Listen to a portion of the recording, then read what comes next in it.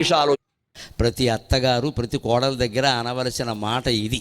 ఏమిటో తెలుసా? నిన్గా నువ్వు రెడీ లేడు, నువ్వు ఉన్నావు కాబట్టి నేను నిశ్చింతగా ఉన్నా. కోళ్ళ ఫోన్ చేసి మీ అబ్బాయి బాగున్నారంటే, నువ్వు ఉన్నాక బాగుండకుండా ఎలా ఉంటారమ్మా, చాలా చక్కగా ఉంటాడు ఒక మాట అంటే, కోళ్ళు ఇంకోసారి కాఫీ ఇస్తుంది కొడుక్కి. ఉంటాడులే, ఉండకేమవుతాడు, ఇక్కడ ఉన్నట్టుగా ఉంటాడు ఏంటి, ఆడికి ఈ ఫోను నువ్వెందుకు అని సాగదీసామనుకో అయిపోయినట్టే మనం చేసే పని ఇది. ఇక్కడ ఆడికి ఈ ఫోను అనేసి వాడు ఆడికి ఈ ఫోను నువ్వెందుకు వచ్చేస్తున్నావు. ఇదే ఈ ద్వేషమే పోవాలి మనస్సులో. అత్త కోడళ్ళ తగాదాలకి అసెంబ్లీలో తగాదాలకి నా దృష్టిలో తేడా ఏముండదు, అంతా ఒకటే ఆధిపత్య పోరాటం.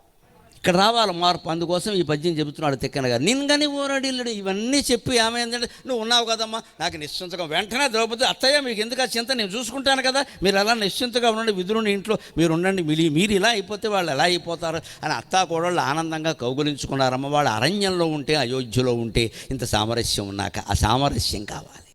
ప్రతి